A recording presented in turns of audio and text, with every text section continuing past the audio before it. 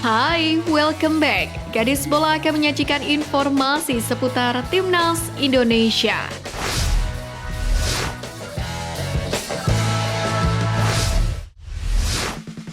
Back Timnas Indonesia Elkan Bagot telah terlihat dalam latihan perdana bersama dengan Ipswich Town yang baru saja promosi ke Premier League 2025. Keberadaan Elkan Bagot dikonfirmasi melalui foto-foto di laman resmi Ipswich Town. Dalam salah satu foto di laman resmi klub, Elkan Bagot tampak berlari melakukan pemanasan. Selain itu, foto lainnya, India juga menunjukkan keakraban dengan sang pelatih Kieran McKenna. Bagot sendiri bercoba tangan dengan sang pelatih. Sebelumnya, nama Elkan Bagot juga masuk dalam skuad Ipswich Town untuk Premier League 2024-2025. Nama bek 21 tahun tersebut muncul dalam laman resmi Premier League. Beberapa waktu lalu sendiri Elkan Bagot sempat diterpa isu miring soal mangkir saat mendapatkan panggilan tim nasional. Namun terkini PSSI lewat Sekjen Yunus Nusi menjelaskan bahwa pihaknya tetap menjaga komunikasi dengan Elkan Bagot menjelang ronde 3 kualifikasi Piala Dunia 2026. Lama ini PSSI pun menjaga peluang agar Bagot bisa membela Indonesia jika jasanya dibutuhkan.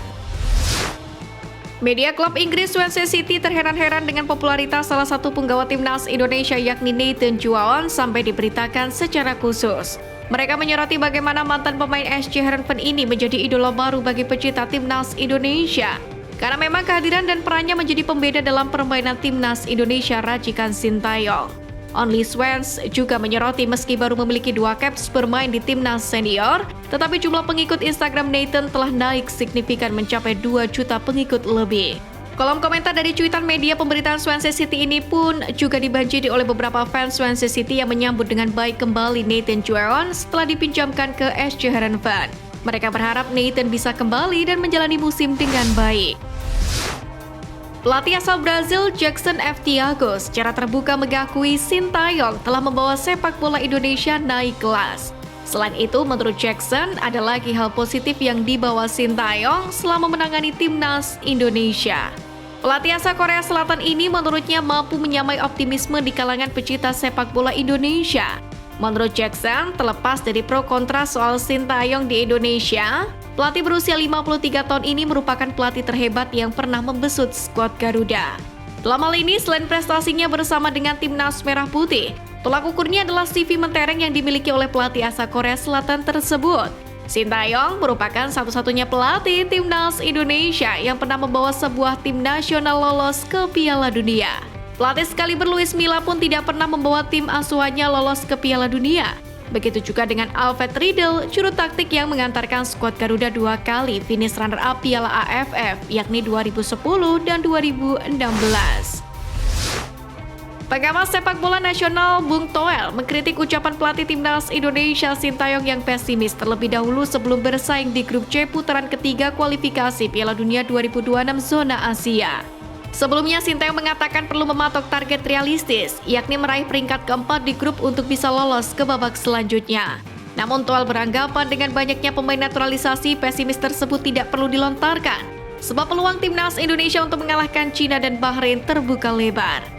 Ini pasti berat, lihat reputasi Jepang, Australia, dan Arab Saudi. Tapi dengan suntikan naturalisasi, apakah akan begitu berat? Kan gitu pertanyaannya. Kenapa saya soroti paradok? Jangan belum-belum udah ngomongin babak 4. Ya, hadapi aja dulu. Jangan belum-belum sudah ngomong butuh keajaiban mengincar round 4. Itu yang saya soroti, kata Bung Toel. Pengamat sepak bola Justinus Laksana alias Coach Justin membocorkan ada 3 pemain naturalisasi tambahan untuk memperkuat timnas Indonesia. Hal ini tak terlepas dari lawan-lawan berat yang akan dihadapi di grup C nanti. Untuk itu PSSI dikabarkan bakal menambah amunisi baru dengan 2 hingga 3 pemain keturunan. Dalam hal ini nama Misil Gers dan Ole Romeni mencuat sebagai calon pemain naturalisasi yang akan memperkuat timnas Garuda. Kedua pemain keturunan ini memang tidak asing bagi pecinta sepak bola tanah air. Misil Gers, pemain keturunan Belanda telah lama diincar oleh PSSI. Sedangkan Ole Romeni, pemain keturunan Norwegia yang mengaku telah dihubungi oleh PSSI terkait proses naturalisasi. Untuk itu, Coach Justin meminta agar semua pihak bersabar menunggu pengumuman resmi dari PSSI terkait kepastian pemain-pemain keturunan yang akan bergabung. Ia juga menyerukan kepercayaan penuh kepada Sintayong dalam meracik timnya. Sebagai langkah memperkuat lini depan timnas Indonesia, PSSI memang masih mencari pemain-pemain keturunan Indonesia untuk mengisi posisi penyerang. Dalam sebuah wawancara, salah satu pemain diaspora Oli Romeni mengaku sudah berkomunikasi dengan ketum PSSI yakni Erick Thohir. Pembicaraan itu dilakukan secara FaceTime. Dalam melakukan perbincangan dengan ketum PSSI itu, Oli Romeni tak sendirian. Dia mengaku didampingi oleh agennya. Dia pun merasa terhormat akan hal tersebut. Dalam wawancara ini, secara terbuka dia mengatakan bahwa ketum PSSI kala itu menyatakan keinginan agar dirinya memperkuat timnas Indonesia. Nama selanjutnya adalah Mauro Zylstra. Top skor kedua Liga Belanda U23 ini juga dikabarkan sudah dihubungi oleh PSSI, yakni untuk bisa segera menjalani proses naturalisasi guna menjadi WNI untuk membela timnas Indonesia. Bahkan pihak Kemenpora melalui tenaga ahlinya Hamdan Hamedan disebut sudah memantau penyerang berusia 19 tahun itu sejak lama. Penyerang diaspora yang sempat digadang-gadang menjadi penyerang masa depan skuad Garuda, Jack Brown belum lama ini memberikan update kondisi terkininya yang masih dalam masa transisi pasca cedera panjang yang menderanya. Diketahui pemain keturunan Indonesia Inggris ini mengalami cedera ACL yang memaksanya absen cukup panjang, baik di klub maupun tim nasional Indonesia. Kendati sudah mulai kembali ke lapangan hijau, pemain Persita Tangerang itu belum banyak mendapatkan menit bermain. Sementara ketika disinggung soal peluang kembali ke tim nasional, adik dari George Brown itu mengaku ingin fokus mengembalikan kondisi fisiknya terlebih dahulu. Ia pun mengaku bertekad untuk bisa berkembang di setiap waktunya. Untuk diketahui, Jack sendiri sempat masuk dalam skuad timnas Indonesia U19 pada 2020 lalu. Di bawah asuhan Sintayong, Jack mencuri perhatian usai mencetak 2 gol atau brace saat melawan Makedonia Utara U19. Timnas Indonesia Putri bersiap melakoni 2 pertandingan uji coba melawan Timnas Hong Kong, yakni pada 11 dan 19 Juli mendatang di Hong Kong. Laga persahabatan ini menjadi bagian dari program pemusat latihan Garuda Pertiwi, yakni untuk meningkatkan jam terbang dan kekompakan tim. Sebelumnya, tim asuhan Satoru Mochizuki pun juga telah menjalani 2 pertandingan uji coba melawan Bahrain. Dalam uji coba kali ini, Mochizuki memanggil 27 pemain untuk mengikuti pemusatan latihan dan persiapan pertandingan persahabatan melawan Hong Kong, termasuk nama-nama langganan seperti Safira Ika, Claudia Schönemann, dan Indira Jena.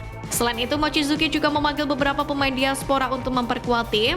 Di antaranya adalah Noah Laetamu dari KRC Genk Ladies Belgia, Estella Loupati dari AFC Vrouwenwan Belanda, dan Sydney Hopper.